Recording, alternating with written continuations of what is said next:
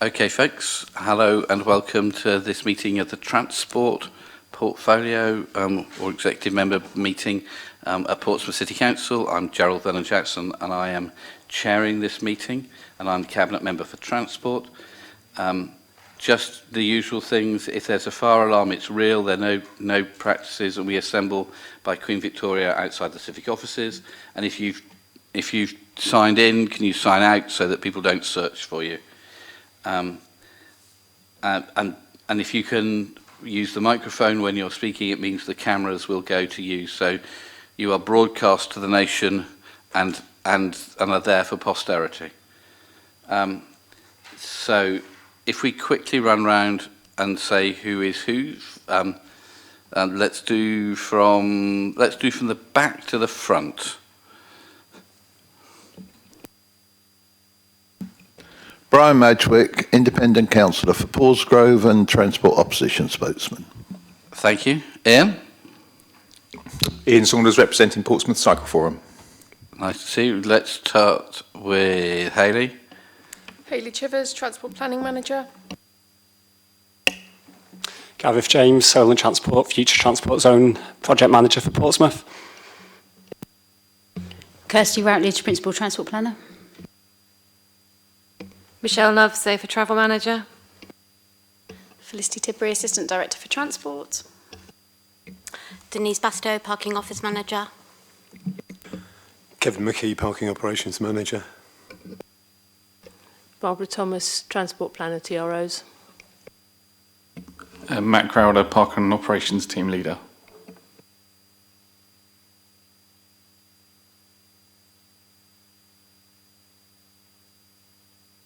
Sorry. Yeah, Albert Dudley speaking from Stamshaw, basically. Thank you very much, Mr. Dudley. Richard Gould speaking on agenda item 7 only. Lovely, thank you. Councillor Hunt. Yeah, Councillor Hunt, as one of the ward councillors, Stamshaw, Tipner, North End and Buckland, commonly known as Nelson Ward. I'm here to speak on the same item as the gentleman behind me. Excellent. Graham. Councillor Graham Heaney, Labour Councillor for St Jude Ward and Opposition Spokesperson on Transport. Okay, and we have apologies from our Conservative opposite number, Simon Bosher. Michelle, have I done something wrong? You were waving at me. No, Joe. No, Councillor Vernon-Jackson. I just realised Councillor Bosher wasn't here. Apart from that, it's all good. Good. Okay.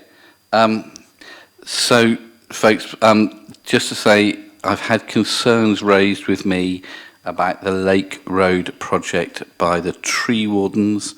We've just been to do a walk round with them and colleagues to look to see if we can address their concerns.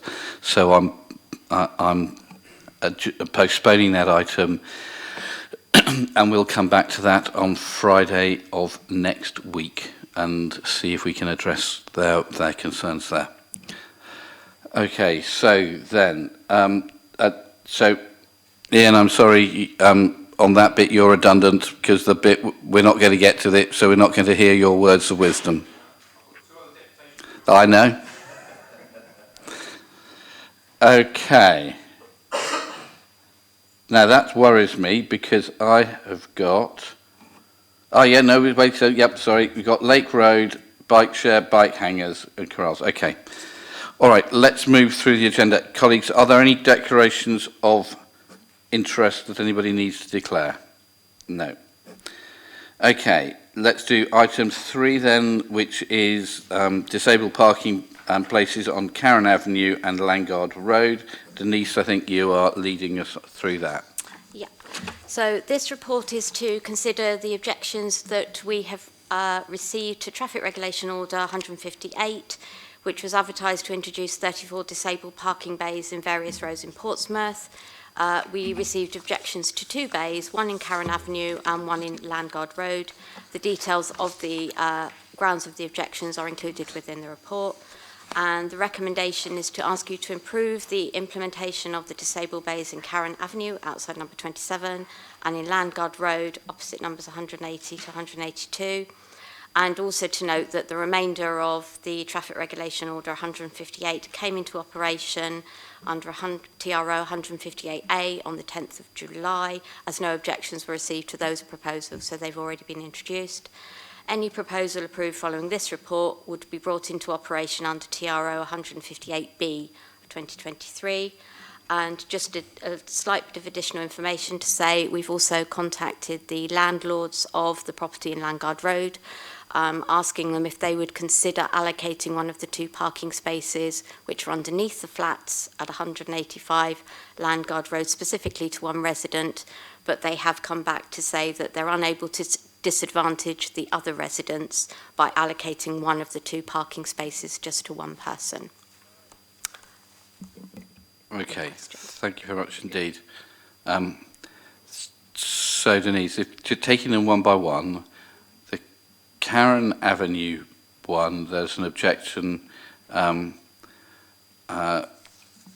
somebody else who's a blue badge holder who is concerned that there's very little parking at down that cul-de-sac, but the view expressed in the report is that the car concerned is normally parked in that cul-de-sac anyway, therefore making it a disabled bay is going to not disadvantage anybody else, because in reality it's always there anyway. Exactly, yes. The objector, I don't believe, is a blue badge holder, but yes, the person who's applied for the badge has a vehicle which is already parking in the location. So, as we said, it's not actually taking away a loss of space because the vehicle's already parked there anyway. Okay. And then we get to Landguard Road, which I know better. I have to say, I think the response from Vivid Housing shows their normal level of lack of care for their residents. If you've got car parking underneath and you've got one of the residents who is disabled and can't walk, it seems to me entirely logical that you would allocate one of them for that person who needs the shortest walk. But Vivid don't seem to support that idea, and at which point I don't think we get left with any choice. But I think this is, as usual, Vivid Housing having very little concern for the welfare of their tenants, but that won't be news to anybody. Graham, any thoughts? Not particularly. I mean, I think I agree with the recommendations. I obviously wanted to hear whether there was any possibility of the space being used, but if they're not going to do it, it would seem perverse to disadvantage the resident by not allowing them to have the space. So, and if the ward councillors are all happy, I think no problem, really. Okay. I agree with Graham. Okay. Yeah, totally. Lovely.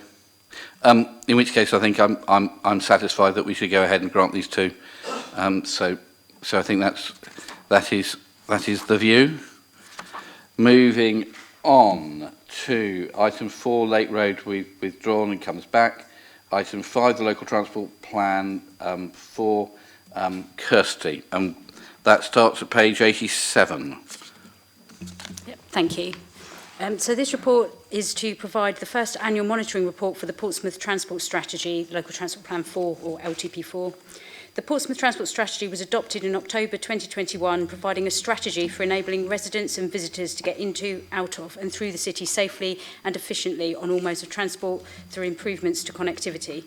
The LTP4 is a statutory document required of each local transport authority, and it is required to have 2 parts: a strategy which sets out the long-term policies and schemes to address the transport challenges and deliver transport improvements, and a short-term implementation plan detailing the transport improvements which will support the strategy. The Portsmouth Transport Strategy covers the period 2021 to 2038, and the Portsmouth LTP4 Implementation Plan prioritises schemes to be delivered over 3-year periods, with the first of the 3-year rolling programmes between 2022-23 and 24-25. Over the life of the Transport Strategy, annual monitoring reports will be produced to monitor and evaluate the delivery of the Transport Strategy and Implementation Plan. Detailed AMRs, or annual monitoring reports, will be produced at the end of each implementation plan period, which is every 3 years, with a snapshot report being produced in the interim years. So this first annual monitoring report provides a highlight snapshot report of the first year of LTP4 and gives information on progress towards the vision and strategic objectives. A number of schemes and projects have been completed or are in development during the first year of LTP4, which is a long-term 17-year strategy, and it's therefore recognised that some of the improvements will take time to deliver. Progress will continue to be made on a range of schemes during the next year of LTP4, supporting the 18 policies within the strategy. Okay, Kirsty, thanks so much indeed. I haven't got any questions. Brian, have you got any? Graham? Any questions or any thoughts? I have a couple of questions, yes. Of course. Leap in. There's no deputation on this, no? Nope. No, okay. Just in relation to the time period, is this the financial year 22-23 that the period covers? Because I wasn't quite clear. I see a nod from Felicity. Okay, that's yes, it is, yeah. It is, right, okay, right. Because in some respects, I suppose you could say that what's here on page 98 about the cycling and walking strategy doesn't really maybe reflect what's been done, because it doesn't mention the fact that there's been work done to develop other proposals within the area north of Tangier Road and up by the Airport Service Road and so on. And it talks about only 500 metres of the shared walking and cycling route on the Eastern Road being completed, which is true. So I'm not sure it entirely reflects maybe what's happening, and I'm not quite sure why maybe some of the development stuff isn't in there. Is that because it's not completed, or what's the reason for that? Are we shy about saying how well we've done, Kirsty? I think being more of a snapshot report, we tried to pull out some of the key highlights that have happened, but certainly we'll take that on board and, for any future ones. Thank you. Thou shalt not hide thy light under a bushel. And just a question really about the Eastern Road one. I mean, we've had some issues, as you will be aware, and we can only do work on Eastern Road at certain times of the year because of the hedge. Where are we on that? Are we making any progress? Is any work going to commence this autumn to complete work? I think the answer to that is probably. The issue, we can't do work on the hedge during nesting season, and nesting season seems to be very long for different varieties of bird, so we can't do that. But I think there's also the concern about taking out that hedge that is an attractive thing, and whether there is an alternative that would mean that we could keep the hedge and we could make sure that the space is identified specifically for cyclists, because it's a really important cycle commute route, and whether there, with the rebuilding of the footpath along the sea wall, whether, if that was properly lit, whether that would produce an alternative route for pedestrians, so that there wasn't conflict between pedestrians and cyclists outside the caravan park. So there's work going on to look to see what the options are, because it's absolutely essential that we get that route for cyclists, commuting cyclists, done properly and effectively, so that it is safe. But I think we also have to have some concern for the natural environment as well. Yeah, I agree. I mean, there was issues also about legal control of land and whether there was going to have space to put in place some hedges, etc. So I'm happy for the update, but I won't pursue it now. I'm sure there'll be further developments. We can pick up on that at another time. My second question was relating to school streets. We appear to have 2 school streets that are now permanent, and we have 2 that are still presumably in development because they were September, November 22. They were trialling them. Are those ones going to be made permanent, and have we got any more schools applying to become or to create school streets? I'm sure Michelle can enlighten us. That paper's coming in September. So yes. Hold on for a month. Yes. So there's obviously been a lot of pre-engagement work, and we wanted to just stop and take stock, because the trials are very successful, provided that we can provide enough people to man the closures during the trial periods. That's always been one of the things that it hinges upon, is the fact that there are not that many volunteers. So while the schools are very engaged, they can't provide sort of large-scale numbers of stewards. So at the moment, there's a paper coming back in September about the permanent closures for St Jude's and Brambles. And then there's also our recommendations of how we could continue the School Streets programme, but potentially without a sort of labour-intensive trial period, so that we could then go ahead with resident engagement and potentially move to signage or bollards rather than have that trial period. But that will be wholly dependent on whether the residents and school community within that area are agreeable to that. And if they would like a trial, then obviously we will work with them to do that too. Now, Michelle, I'm not sure I'm allowed to say this. You're probably not then, are you? No. Go on. We don't man anything anymore. We staff things. Oh. Brian is particularly hot on inclusive language. No, you're absolutely correct, and thank you for identifying that. So, yeah, to staff it, you're correct, yeah. So you probably are allowed to say that in hindsight, aren't you? Possibly. So, thank you. We have to keep Brian happy. Okay. I'm happy all the time you keep cyclists away from pedestrians, you know that. We try to make sure that everybody is safe. Okay, with those bits, thanks very much indeed, everybody, for the work on the LTP. It seems to have gone well, and there's masses more to do, and look forward to this next year. So thank you very much indeed. Now come to the bike share scheme.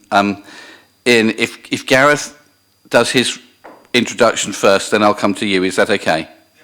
Great. Gareth, the floor is yours. Thank you, Councillor. This is an update report of the bike share rental scheme, which launched in October 2022. It's funded through the Solent Future Transport Zone, and this report provides an update on the scheme's progress and also sets out the strategy for future expansion plans. So the recommendations are to note the progress of the bike share rental scheme, to give it its full title, Bevel Bikes by Breeze, since its October launch, to approve the bike share expansion strategy set out in Appendix A, and also to note that an update report on the Solent Future Transport Zone programme, including bike share, will be brought into the Cabinet Member for Transport early next year. So I just wanted to highlight rather than go through the whole report, just highlight a few key points, both in terms of just a sort of reminder of what the scheme constitutes, and also how the performance is going to date. So from section 4 of the report, which is specifications and operations, I think it's worth noting that it is a fully docked system, so there's no sort of free floating or painted bays or anything like that. All bikes are in docks, and it's a mix of pedal bikes and e-bikes. And the other thing related to that is that the parking compliance is currently at 95%, and very little negative feedback has been received, which I think is largely a testament to having the fully docked system. And then section 5, the performance summary, highlights a few key figures. So as of the end of June, we had 66 docks and or 66 docking bays, I should say, as more docks in each bay. And then we had 216 bikes. There's been another 60 bikes added since then, and indeed there's another 45 bikes due to be delivered next week. The number of active users was 4,108, and those users doing an average of 9 rides per active user in June. And the customer satisfaction of those using the scheme is at 90%. And then that brings us on to section 6 around scheme expansion. So there's next week there will be approximately 20 new docking bays installed. The council's worked with Solent Transport and Beryl to develop a strategy for future expansion to guide the future expansion of the scheme towards ensuring it meets the council's wider transport strategy. I think the key points it's probably worth just going through in that expansion strategy are that in order to generate modal shift and to seek to improve connectivity across the city, that proposal should meet some or all of the following principles. So we have areas served less well by public transport. We also have at transport interchanges or close to other transport modes to enable connectivity between modes. Located at key destinations such as large employers and attractors in the city, including on private land. Locations supporting the economy such as local shops and restaurants. Locations with good cycle infrastructure nearby, providing safe routes and discouraging footway riding. Located near to residential areas with a focus on those demographics that are proven to have or are more likely to have propensity to use bike share, while simultaneously working to reduce barriers to bike share use across all demographics. Just to note, there is a mistake actually in the appendix where it says scooter use there, but that will be corrected for the subsequent version. It is bike share use. Areas of existing high demands where increased provision is required. Visible and accessible locations. Proximity to the nearest existing bike share dock and current usage level of nearby docks. Proximity to other shared transport schemes. And any stakeholder requests. We get a lot of requests that come in either directly to the council or to Beryl, and they are of course taken into account as well. So I think that's probably the right level of detail. I hope it is anyway to read out, but happy as always to answer any questions. Thank you. Thanks very much, Gareth. Ian, welcome. Thank you. Portsmouth Cycle Forum welcomes and thanks the Council for bringing this report forward. It is always useful to be able to see data and future planning for expansion. It is interesting to note that the report highlights that June 2023 saw around 4,500 trips travelled, totalling over 7,000 miles, and the average ride length was 1.4 miles, which is right in the sweet spot of the range of journeys that are being targeted to be converted from motor vehicles to sustainable travel modes. It also highlights just how many trips and distances that people who cycle but do not utilise the hire bike scheme may travel in the everyday journeys that must take place and are not recorded. This data is essential to enable network planning for capacity across the city.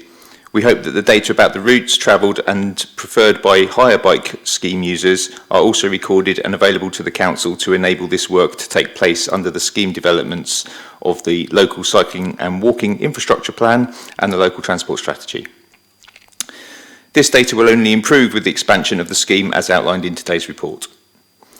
Whilst we understand the process that has so far underlined the identification and development of bike hub and often e-scooter parking locations, however, footway space is already at a premium and the continuation of locating micro-mobility hubs on them is not sustainable.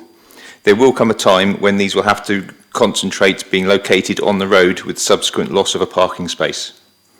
If the Council has a desire to increase bike share usage, then the start and end of journeys will need to be located where people need and want to access them.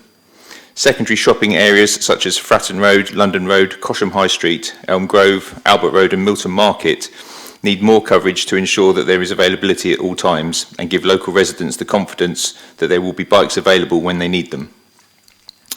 For this reason, we welcome the ability to be able to request bike hub locations on the Council website and delighted that there is such a wide geographic spread of locations being recorded. As has happened with the residential bike hanger project, we welcome a robust criteria scoring being developed and is then able to transparently assess, determine and support the future identification and rollout of bike hub locations. Accessibility and correct positioning will be the key area of any bike hub scheme or general bike parking and storage expansion. It seems to be the perfect opportunity to trial locations under an experimental traffic regulation order to be able to adjust or change locations in order to find the optimum coverage. It also relates back to the data issue and the identification of popularity of routes and destinations. If there is a reliance on bike share data only, then there is a loss of data in those areas that are not effectively served by the scheme. Portsmouth Cycle Forum supports the recommended action to approve the bike share expansion strategy in Appendix A and looks forward to being able to promote an expanded developed network of bike share facilities to help to achieve the aims of our City to Share strategy. Thank you. Thanks, Ian.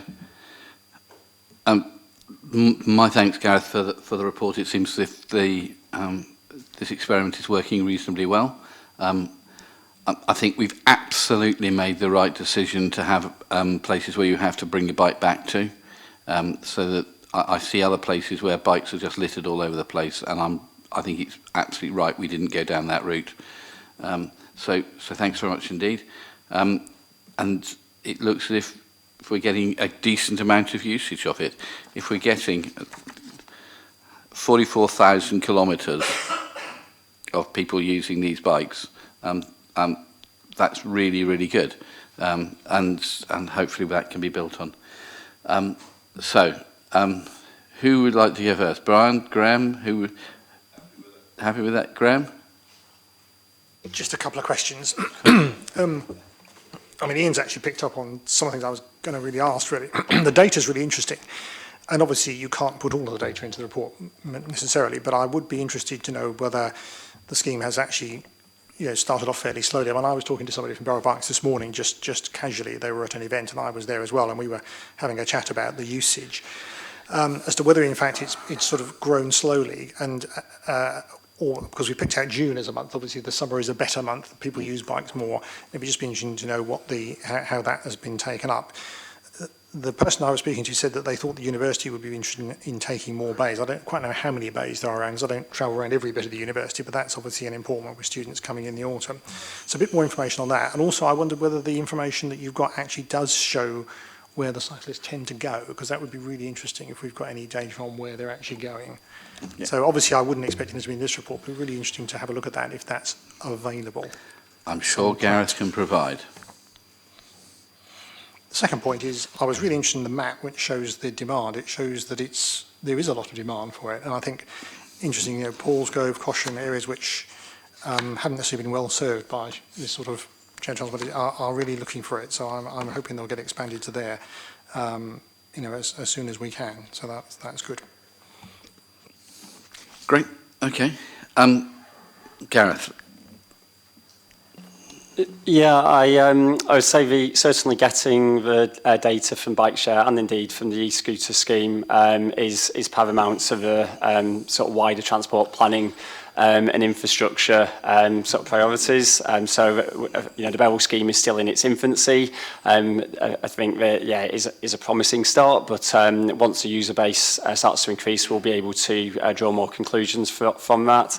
I think certainly the comments that we heard from Ian and as well from Councillor Heaney are all very much in line with what we're wanting to do. And as always, I'll be very happy to share any further data that we're able to obtain from Beryl to help with those trip planning purposes. Okay. Graham, with that reassurance, are you happy with this? Okay. Brian?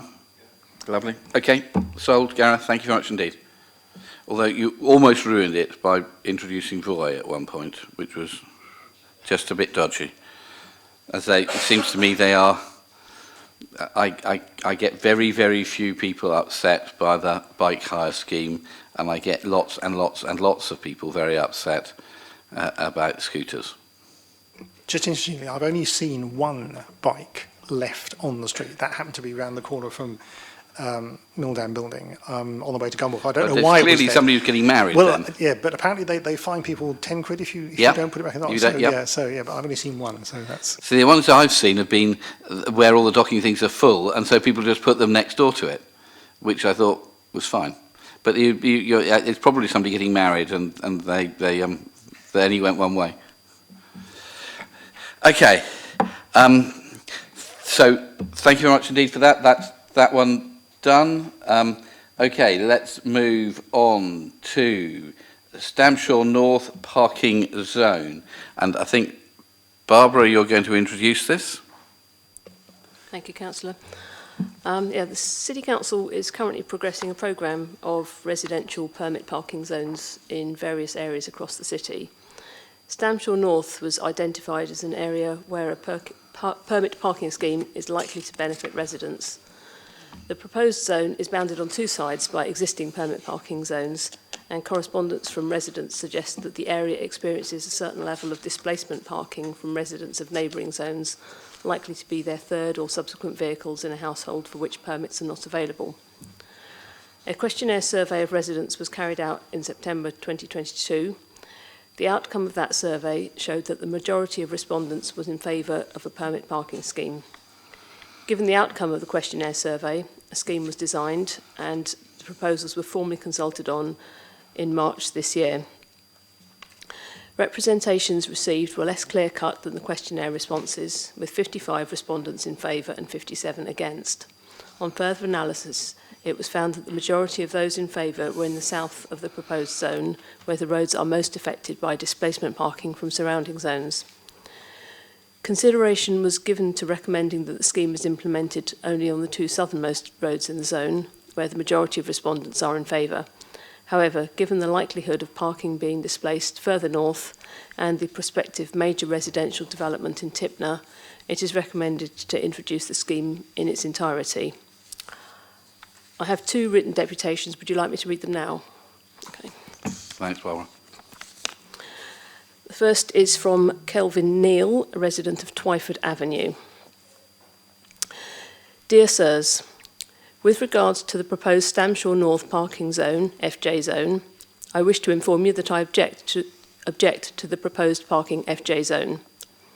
It is noted that this proposal is based on a survey of 1,381 properties, of which, for reasons not stated, only 369 replies were received.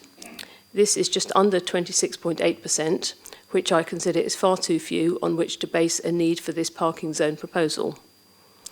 I wish to state that I did not receive one of these surveys back in October 2021 and therefore was not given a chance to participate or express my views at the time.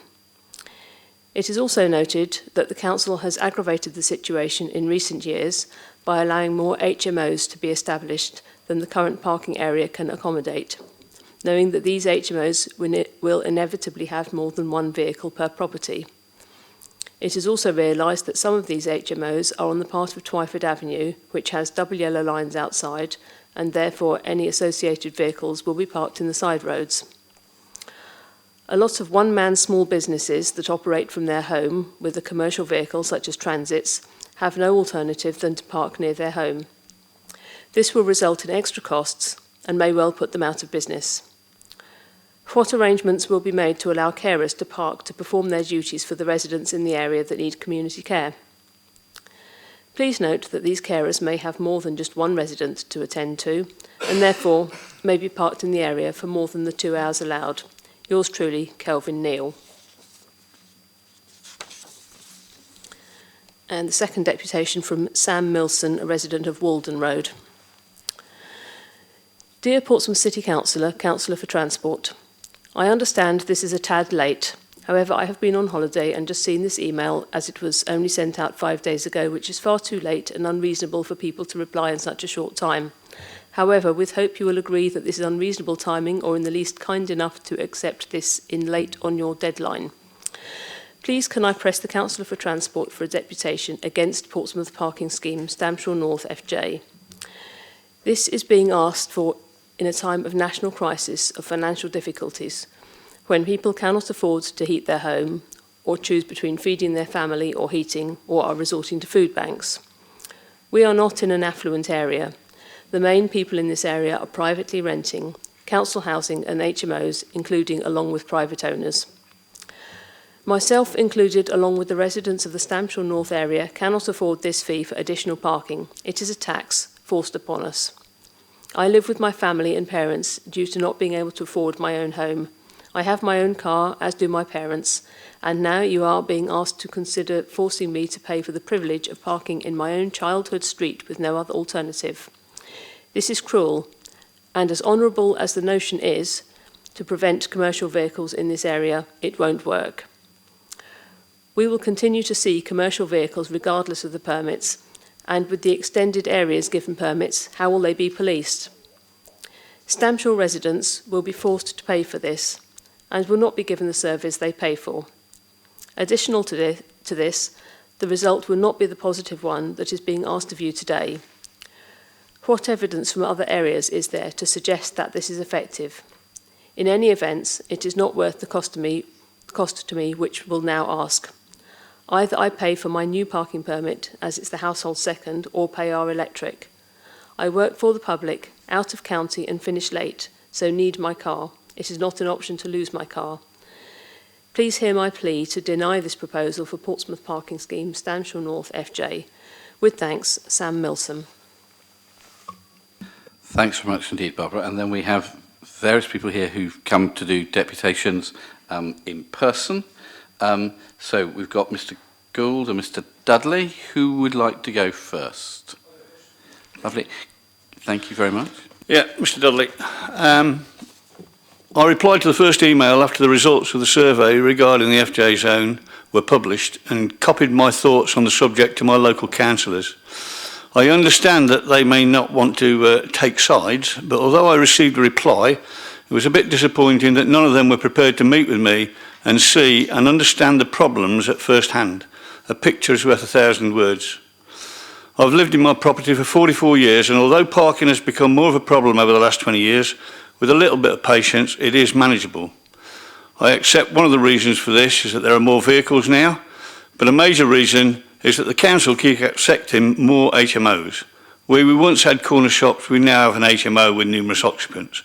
Only recently, what was once a shop on the corner of Grunison Road is now an HMO with quite a number of rooms, I believe 10. With regard to the proposed residence parking zone, I'm vehemently opposed to it for numerous reasons. I live on Stamshall Road.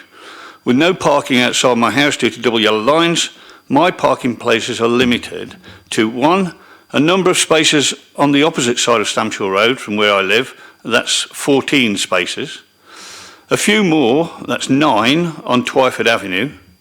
And other than that, I have to park in one of the roads off Twyford Avenue, usually Grunison or Jarvis. Now, for those 14 and 9 spaces, there are 33 properties between Wilson Road and Penrose Close and Grunison Road, some of which are HMOs, and they're all on Twyford Avenue. And there are 18 properties on Stamshall Road, also have the same problem, and try to use these few spaces or parking on adjoining roads. It's obvious, even with residents parking, that residents of these properties will still have to park in the roads off Twyford Avenue. I understand why the residents of Grunison Road and Jarvis Roads may opt for residents parking, but they've got to realise that this will make little difference, as we in the no parking areas will still need to park in their roads. Will this really get rid of the works vans? I doubt it. The bottom line is that we'll all be paying £30 for the first car for the privilege of doing exactly what we're doing at present. That's driving around to find a space if you come back late at night. The only winner is the council, to the tune of in excess of £40,000 a year. On the face of it, the figures look quite positive for residents parking, but when you consider that only 26% replied to the survey, and of that 26%, only 67% were in favour, then the vast majority were either against or failed to reply. If that was any other business, the status quo would remain. That's all I've got. Thank you very much indeed. Mr. Gould. Thank you very much, Mr. Chair and other members of the committee. Some of the things I'm going to raise, I'd just like to stress, are not a personal attack on some of the people who might have contributed it, but I'm going to be quite blunt, so my apologies if you were the author. I am against the proposal, just to make that clear. I would like to start by underlining some of the points that have just been made. Previously, similar schemes have been proposed and ruled out by the council because, and I quote, insufficient people were in support of the proposal. In this particular one, there's already been some statistics quoted. 17.8% of the residents supported the parking zone in the initial survey. That goes on to the statutory consultation, which raised to 54.6%, but that 54.6% was against the proposal. The main points in the pack that you have before you are paragraph 4.4 and 4.5, which is at page 145 of your pack. There are a number of points that point quite clearly to the commercial vehicles or properties with multiple vehicles being the issue. The proposal that is put forward for you to agree does not address adequately the major concerns. It is a blanket response that is inappropriate for the issues around Stamshore North. There are other issues, for example, the impact assessment, which in my submission is completely inappropriate and inadequate for the proposal that's before you. I will cover a few areas of the impact assessment in a second, but not least of which the reference in paragraph 4.8, which is at page 145 of your bundle, which give rise to the impact of congestion and air quality from the new development at Tipner North, which is completely absent from the impact assessment. And yet the impact assessment repeatedly says if you introduce the parking control zone, it will benefit congestion or the easing of congestion. The current proposal does not attribute parking fairly. Right? The proposals that are before you to agree or disagree require certain elements to be in play that do not reflect current modern living, and I will go into that in a second. And lastly, the paragraph 5.2 suggests that the parking permit scheme will increase space turnover because of the limit of the time of people there. This actually contradicts the impact assessment, yet again, where it says air quality will be improved. How can you have air quality improved when you have more cars driving around an area that is entirely residential? It doesn't add up. Going on to the impact assessment itself, which is on page 197 of your pack, it's totally insufficient and is erroneous in many ways. Page 198, which covers equality and diversity, there is a wonderfully crafted statement there. However, none of it is in relation to protected characteristics. All of the passion there is just extra wording to make the overall proposal look good. If you are an individual with a protected characteristic, you can already get a parking permit and you can get a guaranteed space. Right? So all of that wording is just there to make it look as though it's a decent proposal. Page 199, the health. The response provides no response about how mitigation measures can be applied to the scheme to address the negative impacts, of which there are a considerable number. The report recommends a standard parking zone approach and has not addressed any of the issues that relate specifically to Stamshore North. The demand from residents is focused on a large number of commercial vehicles. The feedback specifically mentions coaches and vans parked for long periods of time in the neighbourhood. Many of these are believed to be owned or controlled by people living in the neighbouring areas subject to parking permits, but there is no evidence to back up that those individuals do not live in the suggested parking permit zone, so that may not alleviate the problem. There is a real assessment of the area needs to be undertaken, which would show, save for the previously mentioned vehicles, the number of people parking vehicles in the proposed zone who work elsewhere. The impact assessment goes on to suggest that people will reconsider how they travel to work and things like that. This is a residential area with businesses outside. I would put to you that there is already substantial consideration about how they travel to work, and those who can walk to work or catch the bus or use the newly appointed bikes do so. The rest, as you've heard from other deputations, use their cars because they have no other option. When I travel to London, which is where I work a lot of the time, right, when I'm not overseas, I cannot use public transport because the first bus runs at 6 o'clock. I need to be on the train that's at 6:05. I have to use a car if I'm in Portsmouth. The link in the impact assessment to healthier ways of getting to work is erroneous and unsubstantiated. There is no evidence put into that impact assessment at all. Carbon emissions, the section on impact assessment for extraordinarily poor in content. The permit zone is unlikely to reduce any carbon emissions and is very likely to increase them, as I've referenced before. The feedback from residents already shows that the people elect to walk to events rather than take a car to avoid losing a space. And I refer you to, for example, feedback response number 1 on page 151, which specifically sets out they elect to walk rather than use their car. Continually driving around the area is provided as an example about how emissions may be reduced. That in itself lacks fundamental understanding about emissions. Most emissions are produced when engines are cold or are commercial vehicles. if somebody is a resident returning to the area, their engine will be warm and the emissions are going to be negligible. That in itself ignores the fact with central government moving towards hybrid vehicles and non-petrol engines, that's going to be a lesser constraint in the future anyway. If the fear of driving around the streets is linked to carbon emissions, why is car sharing also promoted as an extra example of how it will benefit in the impact assessment? It doesn't make sense. Page 202 of the impact assessment talks about transport. All of these issues and factors are not relevant to the permit zone. I would suggest that they are, because there needs to be more accessible and sustainable and safer transport if that permit zone is going to be brought into place. And I will try and round off page 203, the economy and social value. Social value sector of the impact assessment, there's no evidence provided that air quality will be improved or the reduction in congestion will result. And we've already talked about the new planning for the Tipner, which will work in exactly the opposite of that. The economy, it's actually ticked in the box that it's not applicable to this policy.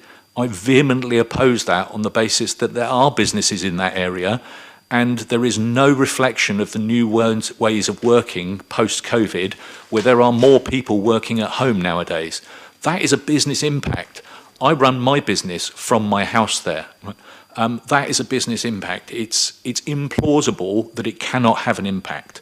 The proposal itself does not address the major concerns of the residents in the area, which is commercial vehicles and people parking vans and coaches and stuff. If the permit parking zone was amended to make it applicable and appropriate for the residents in the Stamshaw North area, it might get a better receipt, but at the moment it doesn't. Lastly, if I may, the finances in relation to this, which is at paragraph 8.3 and page 147 of your bundle, suggests that the council will gather approximately £25,000 to £30,000 per annum. That, when you look at the number of respondents that the initial survey was issued to, there were 1,381 houses. That already means that if you take £30 per permit at the upper end of the predicted balance, that's 1,000 car parking spaces for 1,381 properties, ignoring multiple occupation or multiple ownership of cars. Bringing in a permit scheme is simply going to add more cost to the residents in the area for no real benefit. And the council's own financing scheme underlines that. There just are not enough parking spaces there, full stop. The one thing that needs to be removed is the big commercial vehicles.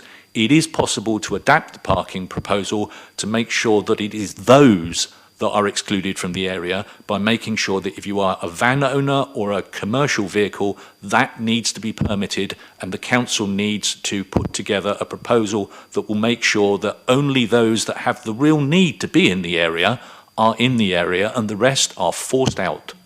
Sorry. Thanks very much indeed. Councillor Hunt.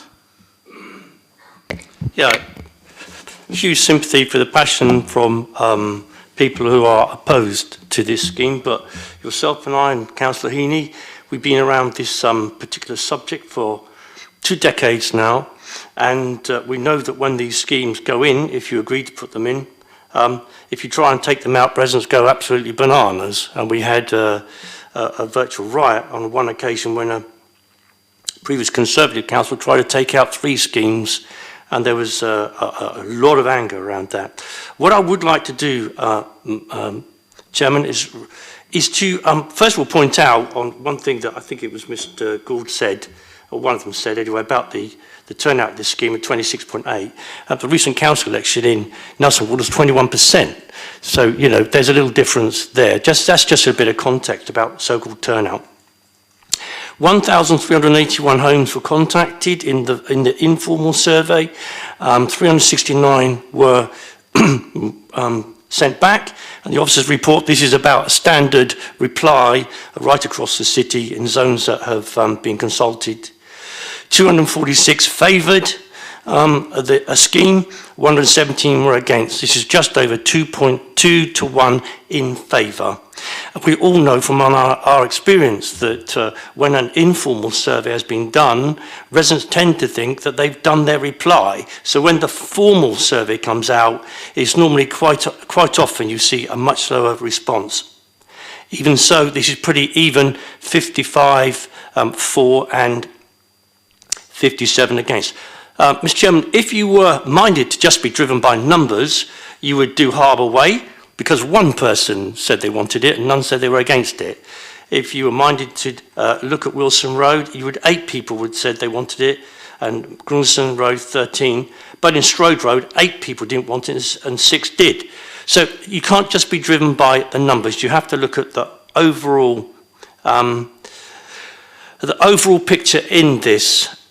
We have got 1,051 homes to be built in the new Tipner East development. At that planning meeting, which I was at, the council planning officers made it very clear that there would be insufficient parking on street in that area, and the likelihood was that those overspill parking would park in Tipner Road, Twyford Avenue, and all those roads, particularly in Tipner. And I do not want that to happen. I have to think about the future, whether I'm here or not, and the consequences of not doing a scheme would mean that we would see overspill parking into those streets. Despite what anyone says, if you look at all the objections, most of it's based around the cost, and I understand that, I really do, of the scheme. But if you strip the cost out, and we know too that we used to do it free, and that would have reduced any complaints, but a previous administration brought a cost in, and in some places we reduced that cost. But if you strip out the cost, people in there, if you look at the comments, many of them accept that there is a problem with parking. So I would ask you, Mr. Chairman, to take the 2 surveys together. You should not exclude, you should take into account the previous the informal survey. I would also say to you that I and the other councillors always, when we bang on the doors, we say, what's the number issue around here? Every single time it's parking. People want parking sorted. That's what they say. You know it from your own ward. I know it from other places that I've been in. And they want the council to sort out the parking. I receive emails from people, particularly women, who come back late at night and they say they circle round and around and around and they get frightened parking away from their homes. The HMO issue is a live issue. We know about that. That is beyond our control. That is government legislation, which means that we have to allow HMOs, but we have brought in a 10% rule which tries to limit them. So we have done our best there, and I'm sure that people have seen today that 2 landlords have been fined £15,000 and £24,000 respectively for not complying with those rules. On the vans, there's a lot of assumptions in the people who object, and I quite understand that. They say that commercial vehicles won't be dealt with. Well, they jolly well will. They won't be able to stop there anymore.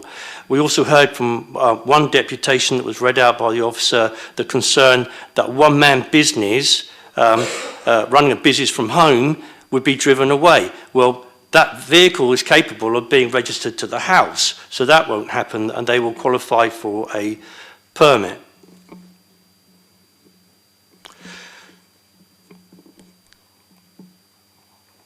So if and when the scheme comes in, and depending on your decision, the other matter that we receive a lot of complaints about is people parking on corners because of the congested parking. I mean, you go around at night, we all see it. People park on corners on double yellow lines or not double yellow lines, and they obstruct the sight lines. So if and when bays go in and the double yellow lines follow around those bays, the corners, we will find that this issue too will see that parking and traffic is better regulated. On the money side of things, we all know full well that these schemes aren't there to make money. The money is used to implement the schemes and then to subsequently police them. So people should be reassured by that. If it were to go in, it would be properly policed. I heard people talk about nightmares and other streets and so on. But I mean, what I would say to you is we go to the rest of the ward, North End, and to other parts of the ward that do not have the benefit or otherwise of a resident parking scheme. And we get asked over and over and over again, when are we going to get a scheme here? So I would suggest to the gentleman here and those people who may be watching online, if it's not done today, with all the other schemes that are lining up to be consulted upon because people want them, this won't come back for many, many, many years, probably after they start building homes in Tipner East. And then we will hear an outcry.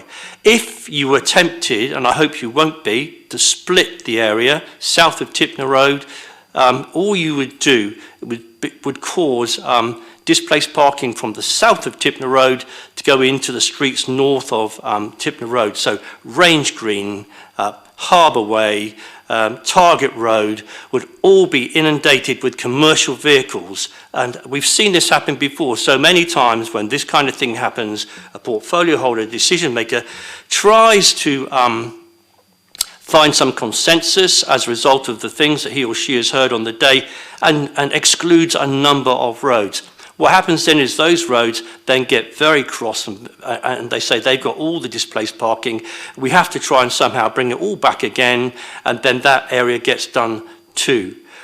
We have been in, we did not, as the ward councillors, get involved one bit. The deputations here are correct.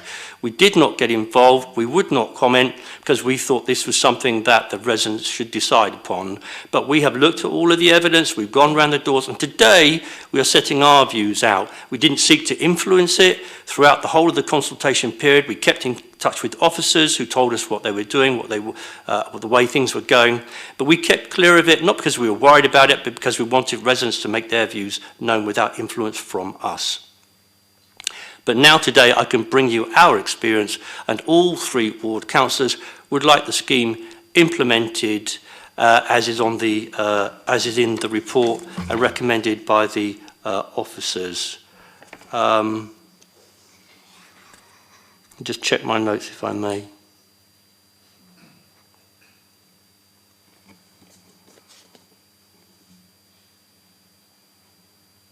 I think I've covered it, yeah. Anyway, I've gone over my time. Thank you very much for giving that to me. Thank you. It's a really important matter for a lot of people in that location. Thank you, Mr. Chairman. Thank you. And lots of helpful and useful points being brought up by people throughout this. So I live in an area that wasn't and now is, and has a two-hour effectively exclusion for non-residents. And our experience has been that it's helped enormously getting rid of cars that were just dumped for weeks and weeks and never moved. And it hasn't made an enormous difference, but it's made a noticeable difference. And that it's the commercial vehicles where somebody's running a one-man business from home are fine because that's where they're registered. Vans from British Gas or whoever have gone because they're not registered there, so they can't park, and that's made some difference. We have both Councillor Hunt and I have the joy of being on the planning committee, and we struggle with HMOs all the time. I think we are continuously advised by the planning officers we have the toughest policies to stop HMOs of any council in the country. In Fareham, Gosport, Havant, you don't have to have permission to. You can do it, become an HMO with no permission. Here we try as hard as we can to limit them, but we do so within the bounds of government policy, which is gives us some power, but fairly limited powers to say no. And if we say no locally, developers always can appeal to the government inspector, who then gives permission and then sends a large bill to the council for council taxpayers to pay to give to the developer, which I hate doing.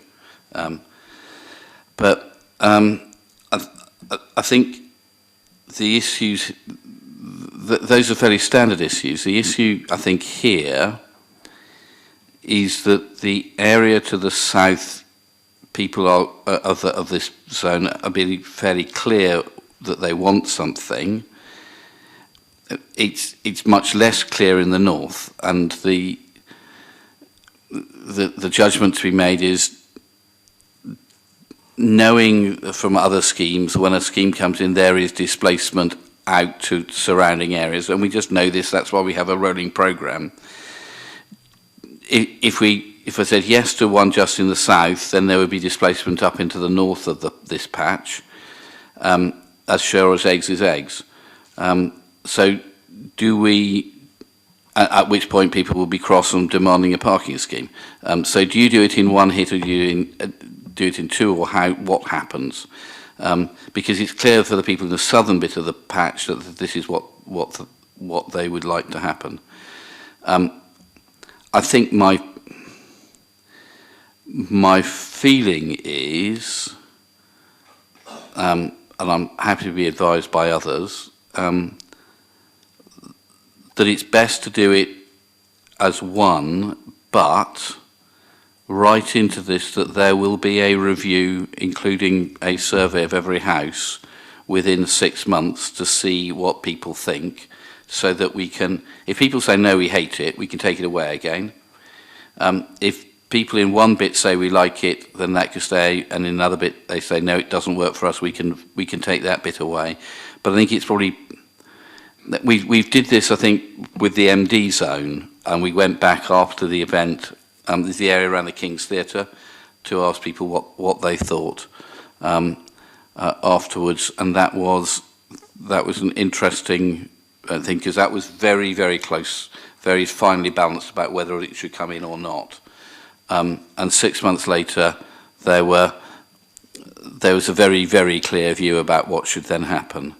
But anyway, but colleagues, Graham, do you want to go first?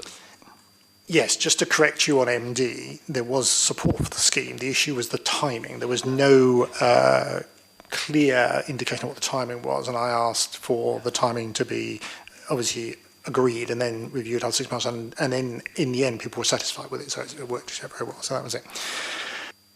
I have a few questions.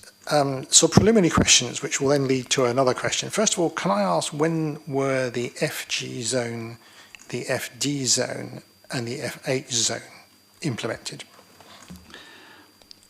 Now, it's on the little map that Denise may have on her computer.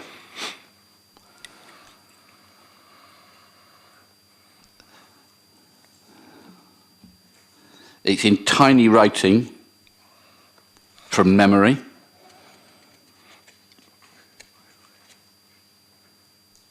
Chair, we can look that up and come back to you. Well, yeah, but Graham's subsequent question will rest upon your answer. Yes.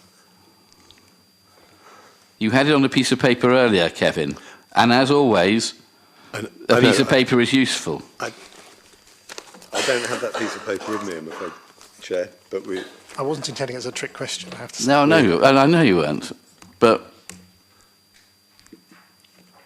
I mean, I think the FH zone was introduced some time ago because of the proximity of the Mountbatten Centre, and there was real concern that people were using that road as a parking space rather than going in and using the Mountbatten Centre. And so the initial one was introduced there to protect that. And it's just Twyford Ave. And it was just Twyford Avenue. That was a very small one for that specific reason. The FD and FG zones, I can't remember the details of when they came in, but what my question is, they were obviously implemented before the FJ zone. So why wasn't the FJ zone considered? Because you've created an island. You've blocked in this group of residents who were trapped by residents' parking zones, and I couldn't understand why the FJ zone wasn't considered at the time. I mean, it's part of this issue about rolling out the programme. The rolling out the programme is all very well, but when you trap a group of properties like that, it's not a very sensible thing. So I was cautious why that was done and why it was clear. Ah, yeah, okay, so... Right. And... Could I just raise a point of order, please? That because it was consulted, residents did want it, but there was an insufficient number of them. Yes. So, I know that's very helpful. We did have a policy of saying there had to be a threshold. One of the things we then found was that people who didn't want it were then incentivised to not reply because they could kill the scheme by not having enough people reply. And that happened in several places. So in the same way as we have with council elections, now we do something and there is always a result, however many people vote.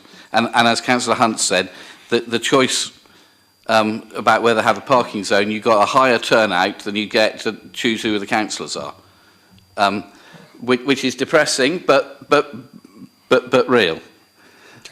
Graham, that sort of answers my point about how we got to where we are, which is what I was interested in finding out. My next question relates to the zone. I mean, you described your zone, which is actually 2 hours restricted for non-users. This is a 24-hour scheme, as I understand it, with 2 hours available for anyone who is a visitor. That's what it says in the report. I'm assuming that's still correct. And yes, Kevin, that's right. Kevin, you have a...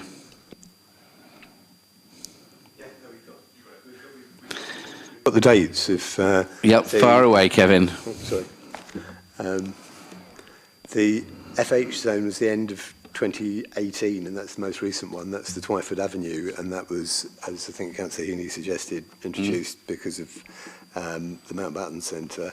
The other two zones nearby were FG, which was May 2012, and the FT zone in 2007. So the two main zones bordering it have been there for a considerable amount of time. Okay, and they would have come in under when we had the 24-hour zones, and in the same way where we've got zones like that, having ones that are like the new ones lumped into the middle of it just doesn't seem to work. So it's sensible to be consistent. I understand the reason for the consistency, but you were describing a slightly different scheme, which was that. Now, it also says in the report that when there's pressure on parking space, the maximum resident permit allocation is 2 permits per address. Will this zone only allow 2 permits per address? Kevin? If there are more permits applied for than spaces, then it will, yes, and which is likely to be the case. But if there are fewer permits than spaces, then we do issue more than 2 permits because the space allows. Also, if I could just say, in terms of HMOs, with a residence permit zone, they are 1 address. So where we have that limit and where there is pressure on space, they will have a maximum of 2 permits. Even if they have 11 rooms, they would only be able to get 2. And the one thing I find strange, Kevin, is that we've got quite a few parking zones where we've issued more permits than there are physical spaces, but I almost never get moans from people saying, I can't get a space. And there just must be a proportion of cars that are always never there or not there. That's right. Obviously, the idea of the permit zone is to reduce the number of cars overall, and they can work with more permits than spaces because, as you say, people move around. Okay. Graham, sorry, Karen. So at the time of the consultation, people didn't know whether they would have 2 permits or more. Right, okay. Just on a bit of clarification, on on page 52 of the deputation of the respondents here, the person responding says that I note it is proposed that apart from the area in Oisia Close by the allotments, 4 hours parking will be permitted. I didn't see the TRO, so I don't know whether that was the case. Is it the case that the allotments area in Oisia Road will allow 4-hour parking? Because the question is, are the allotments like local or are they from other people? I mean, I have just acquired an allotment and sometimes I'm on it for slightly more than 4 hours. More than 2 hours, that's for sure. So if people are going to use the allotments, they will need to be able to park there for longer. So is that the case? Are they going to be allowed to park for 4 hours? That's right. There is a parking place along Oisia Close which has an allowance of 4 hours parking. I believe there is some parking within the allotments themselves, but that's for an overflow and extra, and it's away from the residential properties, and currently that part of Osier Close further up gets blocked. There's garages on one side where people from the allotments parking. So we provided a small amount of parking for them further along the road away from the residents. I mean, that's really all the questions I had. I will make a brief comment. I mean, just to explain for the deputation who may not quite realise this, although I'm here at the meeting, I have absolutely no decision-making powers at all. It's all down to the Cabinet member who makes the only decision. Yep. I can merely comment or ask questions. And with these things, because it's not my area, I tend to, bow to the local ward councillors who we assume will know what their residents want. But I think what I've highlighted in the questions does sort of produce some of the concerns I have always expressed about residence parking, that we don't do them necessarily clearly and comprehensively. We shouldn't be leaving areas left, to be surrounded by others. We should think about the consultation and how we do that. And inevitably, there is spillover, and so therefore we are going to have to do this where this is wanted. But we did have an example in Cotton where there was no actual real problem in the area in respect of outside influences, businesses or whatever. It was just that the residents had too many cars, and when they realised what the implications of this would be, they very sensibly said, no, we don't want a parking scheme because it isn't going to make any difference at all. There's still the same number of vehicles, still the same number of road spaces, and it won't make any difference. So as I say, in looking at these things, I think we have to be careful about that. I will leave the decision to the Cabinet member who knows best what to do in this situation. Brian. Well, I can only speak as a newbie because the three councillors sat in front of me have been here for a million years, although they're a lot younger than me, and I'm the old man and the new kid on the block.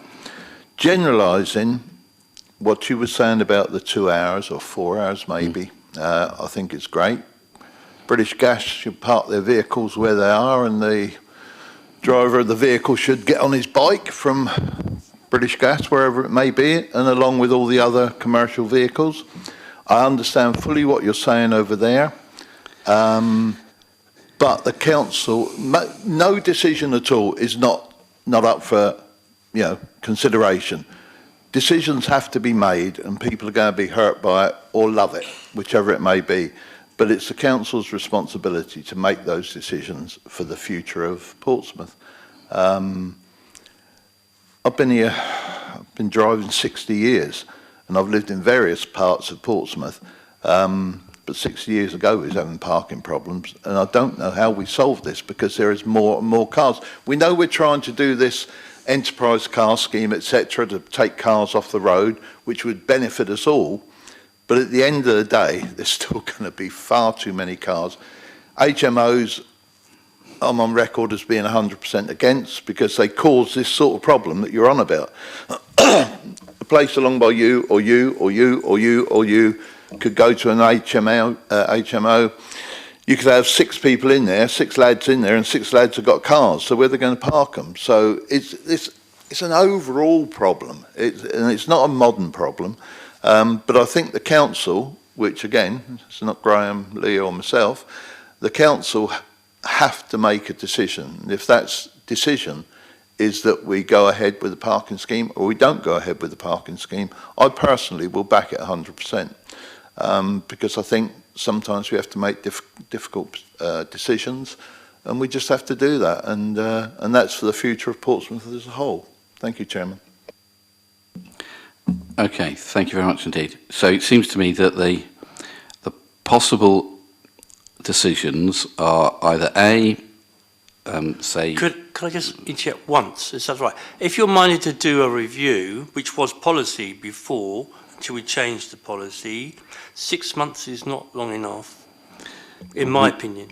People get to, I think people get to decide pretty quickly if things work or not, particularly around parking, because it's something that affects people every single day of their lives. So it seems to me the decisions that are possible are either to say yes to the whole thing, no to the whole thing, or yes to part of it, geographically part of it, the southern bit, and say no to the north.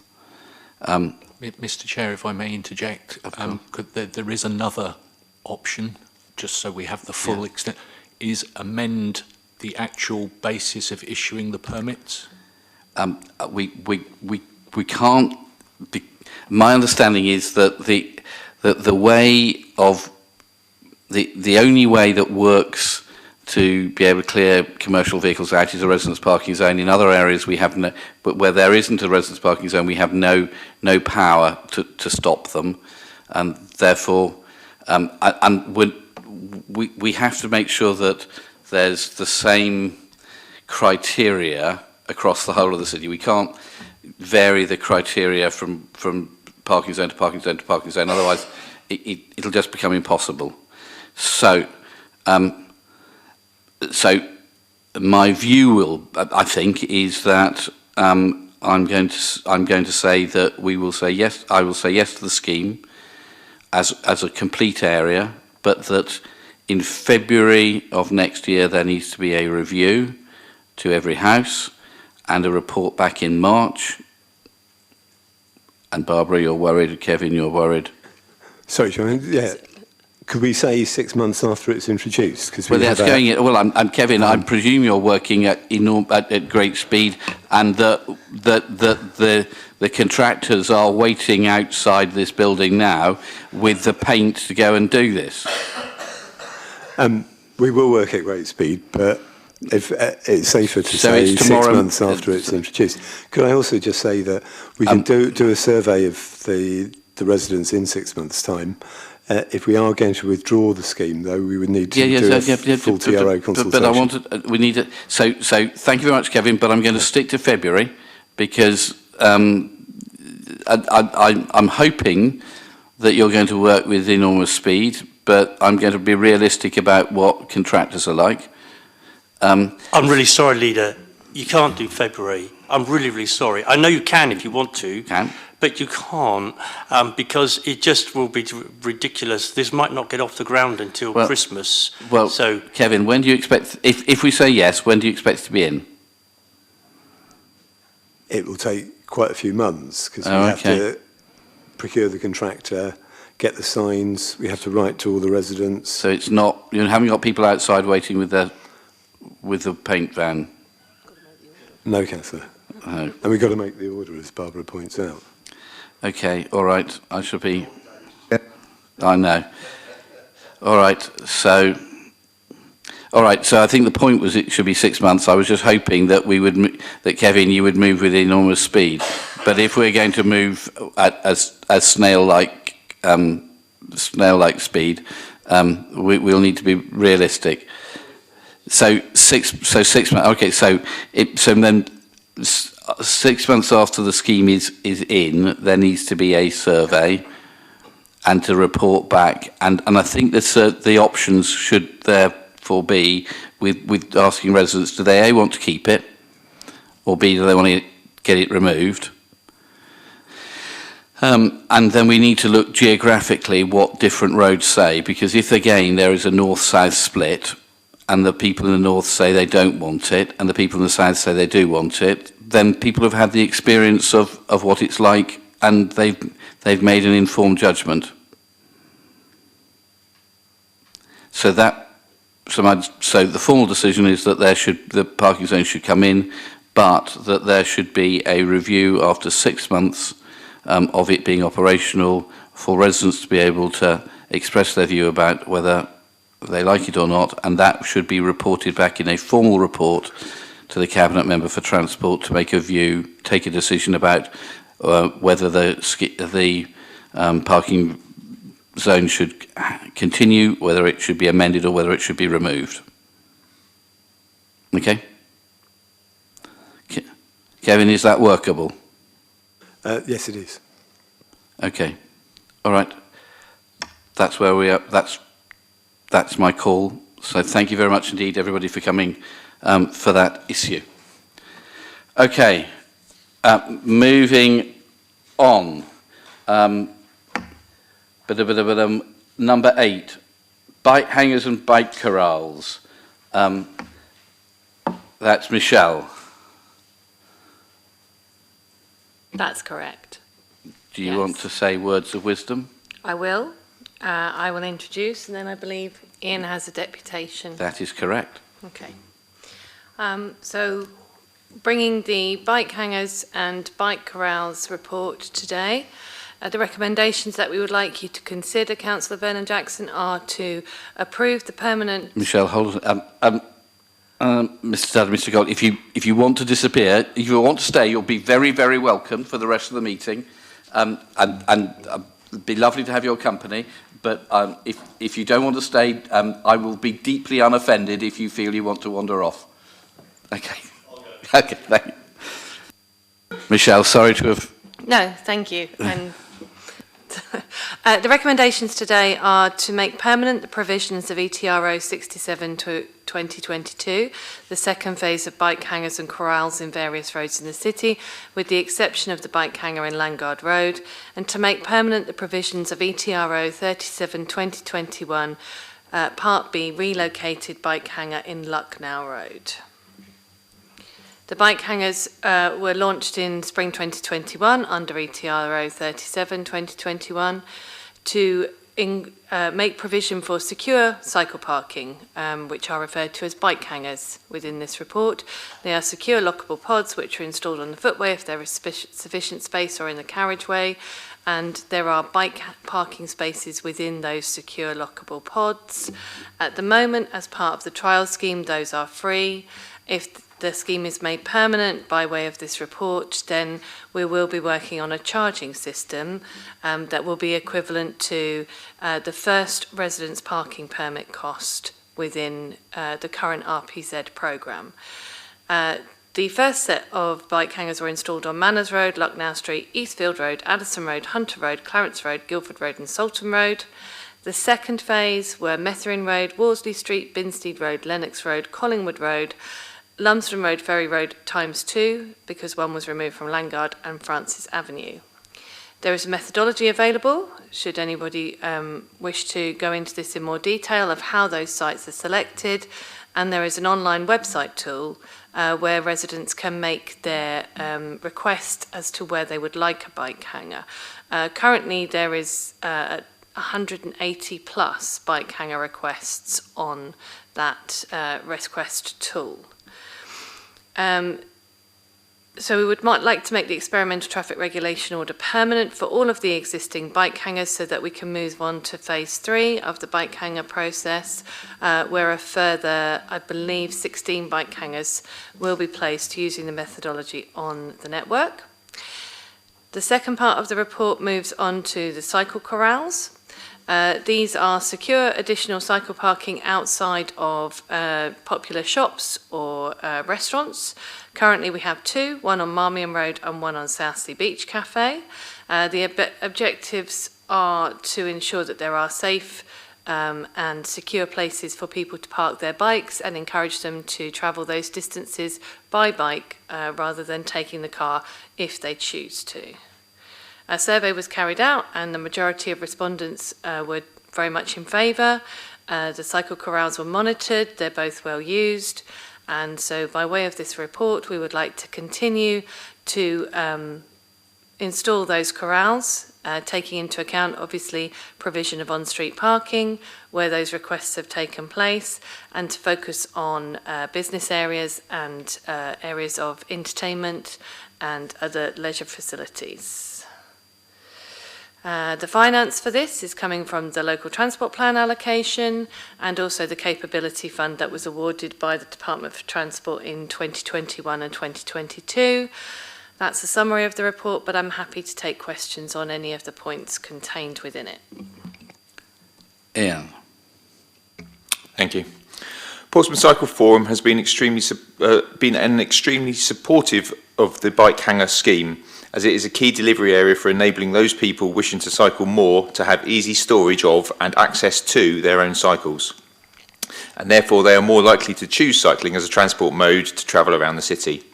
Cycle security is the second highest mentioned issue after road safety when we talk to people about cycling in the city. Bike hangers and cycle corrals should be considered as sister schemes, with bike hire hubs being their cousin. as the bike hangers are located in residential areas for the storage of personal cycles at home, while the cycle corrals form the destination cycle parking at shopping, leisure and work locations, such as the two installed under the ETRO being considered in this report. Our members also highlighted concerns about the accessibility of the Marmion Road Corral, given that when on foot you have to access it from the carriageway side. It may be worth approaching other authorities about how they approach such issues. I noted only last night, as walking through the Waterloo area of London, there were a couple installed along the cut between the Old Vic and Young Vic theatres, and both are to the pavement to load in bikes in and out. Some members also remarked that there is still some progress to be made on the ability to store non-standard cycles such as family cargo bikes, mobility trikes or other wider or longer cycles that add to the mix of transport options in the city. This is also a more general ongoing issue with regards to the accessibility of the identified cycle network in the city, and one which the council needs to address to ensure that they are complying with equalities law. We are pleased to read that despite a rejection of one site for a bike hanger, the unit itself was able to be relocated to another oversubscribed location, and we know that, as well as the bike hire hubs noted in our deputation on the previous item, there is a large waiting list for bike hangers from residents. We also know that further funding for another phase of hangers was included in 23-24 municipal budgets to continue the rollout of locations. This in turn highlights to the council that there is a demand across the city for more cycle infrastructure. These specific ones might relate to cycle parking and storage, with many of the considerations for the bike hire scheme. Bike hangers and cycle corrals are very similar. They involve parking transport options and consider the availability and accessibility for people to travel more sustainably around the city. As such, we look forward to seeing how these opportunities are factored into the council's parking strategy currently being developed. As seen with some of the consultation comments about the Landguard Road bike hanger, there is still some education to be done with regards to highlighting the fee to secure a bike hanger space against the cost of vehicle parking permits, especially for second vehicles registered to an address. More people are being enabled and then choosing to cycle more often and for longer distances. More people being enabled and then choosing to cycle more often and for longer distances means that the cycle network itself needs improvements to meet the current design guidelines and ensure that demand and capacity is met going forwards across the lifetime of the Local Transport Plan 4 and its feeder implementation plan of the LC WIP. It therefore probably comes as no surprise that Portsmouth Cycle Forum supports the recommendation to make this ETRO permanent, and we look forward to the future rollout of more locations for cycle parking across the city. Thank you. Okay, thanks, Ian. Just some questions from that. Marmion Road one, it seems the logic will be that to be able to access it from the pavement, not the road, because I just think, as Ian has said, that puts people at risk. And for future ones, if we're thinking about it, can we swap it so that you access it from the pavement, not from the road? Pregnant pause. We can certainly investigate that, yes. Okay. So I sort of slight note of balance would be it would depend on the width of the footway.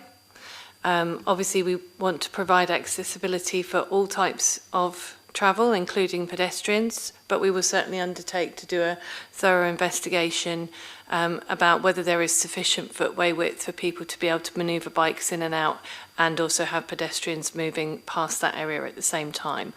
I will go back to the project manager and we will look and see whether there was a road safety audit done, and then we can bring a full response to the cycle forum. Even rotating it through 90 degrees so that people are accessing it from where there's the double yellow line, not having to stand out in the middle of the road, would seem to make it safer. Yeah, that sounds very sensible. Like I said, we will definitely investigate that and reach a solution that is balanced for all needs. And my understanding, Michelle, and you can tell me if I'm wrong, is that all the current ones are full. Is that right? The ones that were currently installed have all been filled by people wanting to use them? They are all full. They all have waiting lists. Okay. In answer to another point that Ian raised, the new tranche of bike hangers, we will be investigating. We want to be able to put in bike hangers that are suitable for adapted trikes, for cargo bikes, and obviously for families to be able to store different size of bikes. that obviously is then balanced against the large waiting lists that we have and the availability of space. But that is something that we definitely want to do in the next tranche of bike hangers. Okay, and looking at the list of the numbers that people want them, there clearly are the needs for more. One question for you, the one at Methuen Road, we're potentially wanting to move. Do we need to say something about that here? It will still be on the road, so if you're happy to approve that it will still be on the road, as you know, we've had discussions with other landowners within the road, and looking at the lay-by that you suggested, in order to move that away from the space that it's currently in, but it will obviously still be within that area. Lovely, okay. I just wanted to make sure we weren't tying ourselves to something that, okay. Okay, Brian, any thoughts? You happy? Graham? Just a question to clarify about figures, because maybe I misheard what Michelle said. I thought I heard you say 180 waiting. Did you say 180? Yes, as I understand it. And there is a higher figure within the report. But the report says 450 further requests for additional bike hangers, which sounds a lot more. Well, both of them are not going to be accommodated by the number we're going to have. No, I understand that. So I just want to Oh, no, to you're clarify correct, Councillor Heaney. My apologies. It was increased from 190 in 2022. So we have had nearly 300 additional requests in the space of a year. So I wanted to ask about that because clearly we've got people who are, if you like, on a waiting list for something in there where we already have them. I mean, we could probably find out from people what sorts of bikes they have if they're actually on our list. Like, do you want to put a cargo bike? And that would help us in deciding what sort of bike hanger to provide. I mean, yes, the idea that we provide ones which have, take different sizes of bike is a good one, but maybe we could think about that at least initially. And I was wondering, I'm assuming that most of the requests will come from around about the south of the city and probably on island, because off island you're more likely to have space, a garden or some sort of place to store a bike because your house will likely have space. Is that a correct assumption, or are we getting requests from the north as well, or off island? Well, in 4.3, every single one of those roads listed, except Binstead, is south of Goldsmith Avenue. So there is an increasing number that is off island. However, obviously the wards off the island do benefit from more space, particularly with sort of off-road parking, than the areas on the island. So it is concentrated on the island. The way that we locate the cycle hangers is obviously to try to keep them, try to have them off carriageway, because it cuts down on the risk that we've previously discussed about the cycle corral and pedestrians coming out into the road or onto the pavement to access the bikes, or cyclists, I should say, sorry.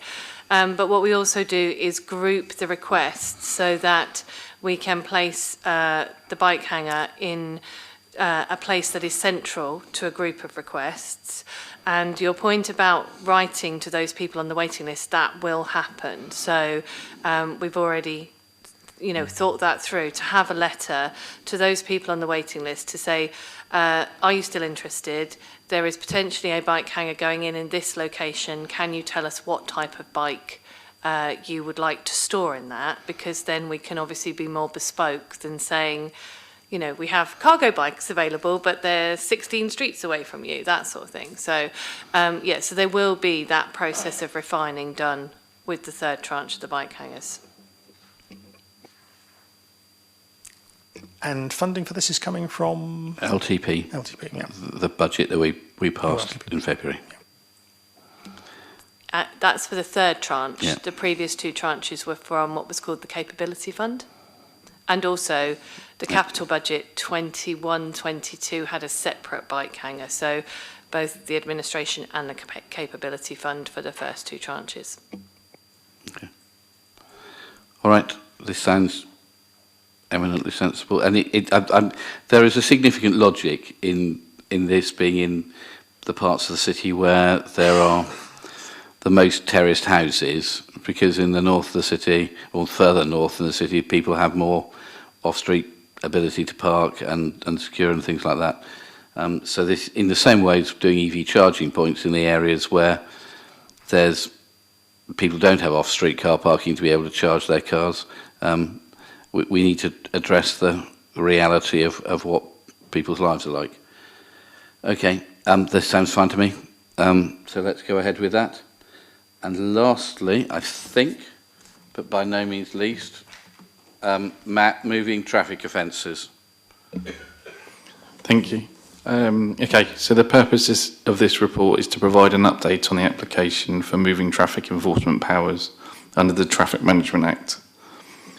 This will be, implementation of these powers will be additionally to assist the Council with its ongoing commitment to improve air quality through reductions in traffic congestion and encourage behavioural shift around travel choices by keeping junctions clear and assisting bus reliability. And it's to seek approval for the delegation of the powers to the Director of Regeneration in consultation with yourself to submit the application for moving traffic enforcement powers. So the recommendations are that you provide delegated authority to the Director of Regeneration in consultation with yourself to authorise the submission to the Department for Transport for powers to undertake local enforcement of moving traffic contraventions in the City of Portsmouth. This includes all the required activities to achieve this. Also for you to note that a report will be brought back to this Cabinet after the confirmation of the delegation of powers from the DFT to request their use within the City. Thank you. Thanks, Matt. If we can change the recommendation, it should be Cabinet member and opposition spokespeople as well, to make sure that we get cross-party consultation in. And I think this seems entirely sensible to me, but it just seems, I think we're pushing it a bit to say this is going to make a big difference in terms of air quality. Trying to make sure that people don't park in or stop in yellow box junctions is about courtesy to other people. It'll probably mean the traffic moves a bit better, but it's not going to make an enormous difference to air quality. Matt, the power that I think would be most useful for us, which I know councils have in London, is to be able to catch people who break red lights, because that's really dangerous. I don't see mention in here of us being able to do that. So I don't believe these powers do include red lights. So the government are worried about the danger to residents in London when car drivers or lorry drivers break red lights, but not outside of London. Yeah, so red lights will remain with the police for enforcement. But that's nuts. The powers are set by Parliament, not by... okay, I rest my case. That's nuts. Michelle, you're going to tell me it's not nuts? No, I'm not. No, what I was going to say was that absolutely correct. Red light enforcement is, particularly through pedestrian crossings and junctions, enforcement is carried out by the police. Or not carried out by the police. Currently, there are no red light enforcement cameras within Portsmouth or Hampshire, but they are carrying out a review, and they have asked us to contribute to that review with correspondence from residents where frequent flyers of drivers that contravene the pedestrian crossings, to identify those locations so that they can ensure to include them in the review. Okay, great. Okay, Graham? Just a quick question about the process. In paragraph 4, it talks about the process which we presumably have to go through as a local authority when we're going to bring this in, consulting the police. I understand all that. But it says, carry out a minimum 6-week public consultation on the detail of planned civil enforcement of moving traffic contraventions. And it says, rather than whether people agree with the principle of moving, including the types of in a sense, it sort of seems a bit odd, because what people are probably going to object to is the idea that that's being enforced. I mean, if we're It does seem a bit odd because I'm not quite sure what they're consulting on. Yes, we're going to have this junction and it's going to be this one, and yeah, if you say yes because you think it's a junction that needs it, fine. If you say no because you don't like it, it doesn't seem to be very odd. Kevin will elucidate. Yeah. The point of the consultation, and the government's very keen that we do consult because these powers should be used only where necessary, is so that people have an opportunity to say if they feel that the signage isn't right or the layout of the junction leads to people doing that. And it's not just box junctions, it's bad right turns and traffic movements that can cause accidents both to pedestrians and cyclists. And we were looking for, part of our selection process was looking at those junctions that have the highest rate of accidents. So it should enable us to make those areas safer. My understanding is that if we have to give examples into the ministry, and they then decide if we have the general power. We don't then have to go back for every individual junction to get their permission. It's just whether we've got a compelling enough case for the ministry with the examples we give them to allow us the general power to be able to do it anywhere. Interesting. I mean, the box junctions have been around for donkey's years, you know. And, for example, there's one on Winston Churchill Avenue which is designed to provide a gap so that the fire service can get out and not have people blocking the road should they be waiting at the crossing or whatever. So, in a sense, it's funny that we've had all this, but you can't enforce it because that's what's the point of it, you know. And there is, in a sense, I also think, an opportunity to consider other areas. Now, I'm going to mention an area where I travel regularly and it is always slightly irritating. If you are travelling south on Milton Road toward you get to the St Mary's roundabout. If you want to turn right to go into St Mary's Road, people, particularly at the busiest times of day, always block the junction so that people can't actually get out. You know, they queue up around the roundabout and don't leave a gap for anyone who wants to go left. And that seems to me to be not only discourteous, but very irritating, and also helps to encourage, you know, more traffic jams and cars queuing. And I don't know whether you ever consider any other possibilities of putting in yellow boxes, but maybe that is one that might be considered at some point, because I think it does create... I'm sure it can be. I know that the previous occupant of this seat had a massive row with Colas when they removed the yellow box further down on Milton Road at the junction with Goldsmith Avenue, and she was furious and stamped feet and demanded they put it back again. And she was absolutely right. No, I think Kevin has chosen the really dodgy ones. And part of the 6-week consultation will be to ask people whether they know of any other or want us to consider any others. Okay. Put my mic on. The Gunwharf one, only the direction into Gunwharf is yellow box, not out. So actually at high times Christmas, I've been caught coming under the railway bridge and I can't get across to go into St George's Road because actually they're not doing anything illegal, but they are blocking the flow. So that's helpful, thank you. All right, okay. That's also very sensible, Kevin. Okay, happy with that? No, Graham, are you happy with this? Brian, are you happy with that? Lovely, okay. Thank you very much indeed, sold. And I think that is it. Thank you very much indeed for your time. Sorry to have held you for so long, but it's right, we go through these things in yeah, well, I'm sure we can go longer. We do have the example of the 13-hour council meeting that we could aim to beat. Yeah, thank you very much. Nice to see you. Thanks, folks.